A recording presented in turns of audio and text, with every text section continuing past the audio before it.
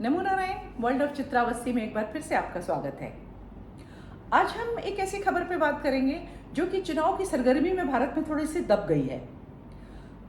ये खबर जो है, इसकी कहानी शुरू होती है 20वीं शताब्दी के 7वें दशक से, जबकि अरब और गल्फ कंट्रीज ने अपना नया नया तेल ढूंढा था। उधर अमेरिका अपनी लड़खड़ाती हुई अर्थव्यवस्था को मजबूत करने के कुछ पुख्ता कदम उठाना चाहता था, जिससे एक परमानेंटली उनकी अर्थव्यवस्था थोड़ी सी स्टेबल हो जाए।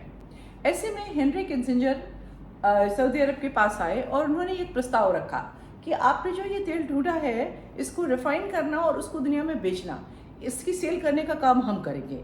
बदले में आपको ये करना पड़ेगा कि आप इसका अपने तेल का सारा व्यापार US डॉलर में करिए। ओपेक संगठन बना, उसके साथ भी उन्होंने यही प्रस्ताव रखा। ये बात सऊदी अरब को बहुत ज़्यादा सूट कर गई, गल्फ कंट्रीज़ को भी बहुत ज़्यादा सूट कर गई। उनके लिए उनके पास इतना टेक्निकल नो हाउ नहीं था, उनके यहाँ इतनी पढ़ी लिखी जनसंख्या नहीं थी कि वो जो तेल निकल रहा है उसको रिफाइन कर पाएँ, दुनिया भर में उसको सेल कर पाएँ। इंफ्रास्ट्रक्चर नहीं था उनके पास से एक सप्लाई चेन नहीं थी। उस समय उनको सब चीज़ में अमेरिका की ज़रूरत थी। 1971 में दो ऐसे बड़े काम हुए जो कि अमेरिका के पूरे इतिहास में, अमेरिकन अर्थव्यवस्था के इतिहास में मील के पत्थर साबित हुए, और उसके बाद अमेरिका ने पीछे पलट कर नहीं देखा। ये वही समय था जब गल्फ कंट्रीज अपने यहाँ पेट्रोलियम प्रोडक्ट खोज चुके थे, लेकिन उसके रिफाइनमेंट और उसकी सेल को लेकर के संघर्ष कर रहे थे। अब हेनरी किसिंजर एक प्रस्ताव लेकर आए और उन्होंने कहा, सऊदी अरब और ओपेक कंट्रीज हमसे सहायता लें, हम उनके रिफाइन करने के लिए, जो उनका ऑयल रिफाइन करने के लिए, उसके लिए हम इनको टेक्नोलॉजी देंगे और हम उनकी सहायता करेंगे कि उनका तेल या उनके जो भी उनके प्रोडक्ट्स हैं वो पूरी दुनिया में आसानी से बिक सकें। अमेरिका को इससे कई फायदे हुए। एक तो दुनिया के हर देश को उनकी मुद्रा की जरूरत पड़ने लगी, US डॉलर की कीमत बाजार में बढ़ी। दूसरी बात ये थी कि अगर वो जो तेल था उसको अलग अलग कंट्रीज में बेचते, डिफरेंट छोटे छोटे कंट्रीज की उनके पास करेंसी आती, उसको भी मैनेज करना मुश्किल था। तो इसलिए उनको जो अमेरिका का प्रस्ताव था बिल्कुल सुनहरा लगा और उन्होंने उसको पकड़ लिया। और जो डॉलर जिसमें तेल की खरीद फरोख्त होती थी उसको पेट्रो डॉलर कहा जाने लगा। अब ये होता था कि अरब से कोई तेल लेता था, डॉलर में उसकी पेमेंट आती थी, अमेरिका की करेंसी मजबूत होती थी क्योंकि अमेरिकन करेंसी में बहुत ज़्यादा व्यापार होता था। और दूसरी बात यह होती थी कि जो पैसा US डॉलर में था उसको वापस अपने यहाँ लाने की बजाय उसको जो अरब कंट्रीज थे वहीं अमेरिका में पार्क कर देते थे।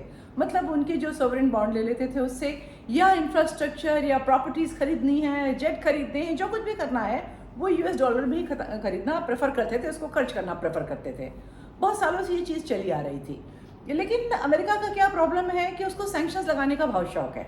तो और जब भी वो किसी कंट्री पे सैंक्शन लगाता है तो सैंक्शन लगाने के साथ वो अपनी अर्थव्यवस्था में एक बड़ा डेंट डालता है। जैसे अभी उसने रूस पे सैंक्शंस लगाए। सैंक्शंस के पहले रूस की इकोनॉमी का जो 80% था वो US डॉलर में व्यापार होता था, और सैंक्शंस के बाद ये 20% से भी कम रह गया। तो इस तरह से हमेशा बार बार जो है US डॉलर को और अमेरिकन करेंसी को एक धक्का सा लगता है। दूसरी बात ये, जो मनमाने सैंक्शंस लगा देते हैं अफगानिस्तान के, सबके बहुत से कंट्रीज के, वो जब टाइम टू टाइम उनके पैसे जब्त कर लेते हैं जो डॉलर्स होते हैं, क्योंकि व्यापार डॉलर में हो रहा है इस समय। जो एक यूनिवर्सल करेंसी है वो डॉलर है। इसके ज़्यादा डिटेल मैंने एक दूसरे वीडियो में आप बताए थे, जिसका मैं लिंक अभी दूंगी और वो आप उसको देख सकते हैं वहाँ कि अमेरिका ने कब कब कहाँ सैंक्शंस लगाए और उसका क्या परिणाम हुआ। अमेरिका को अपना सिक्का जमाने के लिए कुछ न कुछ दिनों में किसी न किसी एक देश को कुचलना होता है। अब आप कहेंगे, क्या कभी अमेरिका ने ऐसा किया है? जी हाँ, अमेरिका ने ऐसा किया है और उसकी बहुत लंबी लिस्ट है। उनमें से बहुत जो खास है उनके नाम है Afghanistan, Iran, Russia, Venezuela, Cuba, north Korea, Syria, Libya, Myanmar, Iraq, Yemen, Bolivia, Burundi, Zimbabwe. अभी अगर हम देखें तो ये जो सारे देश थे, इनके ऊपर किसी न किसी छोटे बहुत बहाने से अमेरिका ने स्ट्राइक किया। किन किन कंट्रीज में लगाए? बेसिकली अमेरिकन हेजेमनी को जहां से ही उनको दिखता है कि इसे खतरा होने वाला है, उस पर वो फाइनेंशियल सैंक्शंस लगा देते हैं, क्योंकि IMF, वर्ल्ड बैंक भी उन्हीं के पास, और दुनिया की व्यापार की सबसे बड़ी बात तेल की करेंसी वो है। तो वो पेट्रो डॉलर उनके हाथ में एक हथियार की तरह था। लेकिन जब इन्होंने रूस के साथ ऐसा किया, ब्रिक्स कंट्रीज सामने आया और उन्होंने एक डी डॉलराइजेशन की इंटरनेशनल कोशिश शुरू करी, और कुछ दिनों से सऊदी अरब के और अमेरिका के संबंधों में कुछ तलखी आ रही है। तलखी ना भी हो तो ठंडापन तो आ ही रहा है, क्योंकि उसको ऐसा लगता है सऊदी अरब को कि हम इसके सबवर्ट होकर क्यों रहें। तो एक समस्या ये थी। अब क्या हुआ कि जून के पहले हफ्ते में वो ट्रीटी रिन्यू होनी थी, जो पेट्रो डॉलर का जो समझौता था वो रिन्यू होना था, और सऊदी अरब ने उसको रिन्यू करने से मना कर दिया। अब आप ये समझिए अमेरिकन इकोनॉमी को ये एक धक्का लगने वाला है।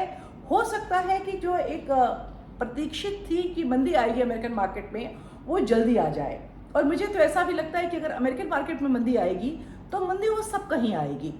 और दूसरी बात है कि जो सऊदी अरब है वो खुलकर 1 to 1 और कंट्री से व्यापार करने के लिए स्वतंत्र हो रहा है। वो यूरो में कर सकता है, वो युआन में कर सकता है, वो रूबल में कर सकता है, रुपए में वो पहले ही व्यापार कर रहा है, तो भारतीय रुपए में। तो ये जो है चीज़ सारी दुनिया में एक बहुत बड़ी हलचल और बहुत बड़ा चेंज लाने वाली है, जिसमें ऐसा लगता है कि कहीं सफरर यूएस ना हो। इतना बड़ा देश है, उसकी इतनी बड़ी इकोनॉमी है, उसका हिलना कहीं ना कहीं तो सबको हिलाएगा। और एक बड़ी बात यह है कि सऊदी अरब ने एक ऐसा मुआहदा भी किया है, एक ऐसा समझौता भी किया है जिसके तहत वो बिटकॉइन में भी पेमेंट ले सकते हैं डॉलर की। बिटकॉइन में पेमेंट लेने से उसमें क्या जो पॉलिटिकल चेंज कंसर्न आएंगे वो एक अलग विषय है, लेकिन बिटकॉइन मतलब अनअकाउंटेड पैसे में जो पेमेंट आएगी और तेल जाएगा, ठीक है, वो एक प्रॉब्लम है। लेकिन ये सारी चीज़ों की जरूरत तो अमेरिका खुद ही है। अमेरिका खुद भी ये सारे काम करता था, कहाँ क्या ले रहा है, क्या दे रहा है, कहाँ आतंकवादियों को सहायता हो रही है, किसी को पता नहीं होता था। और जो सऊदी अरब और कंट्री जो करेंसी को लेके घबराए हैं, उसकी एक बहुत बड़ी वजह है कि न केवल उन्होंने रूस का बहुत सारा फॉरेन एक्सचेंज जब्त कर लिया है, बल्कि अभी रिसेंटली उन्होंने एक और बात कही है कि नेटो कंट्रीज, और मैंने कहाँ पढ़ा था मुझे याद नहीं है ठीक, लेकिन नेटो कंट्रीज अमेरिका ये सोच रहे हैं कि जो रूस का पैसा उनके पास है, जो रूस के फंड्स हैं, वो उठाकर यूक्रेन को दे दिए जाएं। नेचुरली रूस को उसको पसंद नहीं करेगा, और इसकी तैयारी अंदर अंदर सब देश पहले ही से कर रहे थे। रिसेंटली आपने देखा होगा बहुत सारा अपना डॉलर खर्च करके भारत ने सोना खरीदा। न केवल सोना खरीदा बल्कि अपना बहुत सा सोना वो वापस भी लेकर आए। ये सारी चीज़ें हैं कि कहीं ना कहीं भारत को भी डर है कि कोई ऐसी स्थिति आई कि अमेरिका अगर नाराज हुआ तो हमारा सोना और पैसा जब्त कर सकता है। तो ये सारी जो बातें हैं एक किसी बहुत बड़ी हलचल की ओर संकेत कर रही हैं। जब सेकेंड वर्ल्ड वॉर आया और जितनी जो so called main stream countries थे, मतलब यूरोपियन कंट्रीज जो थे, उनकी हालत खस्ता होने लगी, उनके सोने के रिजर्वायर खत्म होने लगे। उस समय दुनिया भर के सोने का, मतलब जो दुनिया भर का डिक्लेयर्ड सोना था, उसका 70% सोना अकेले अमेरिका के पास था।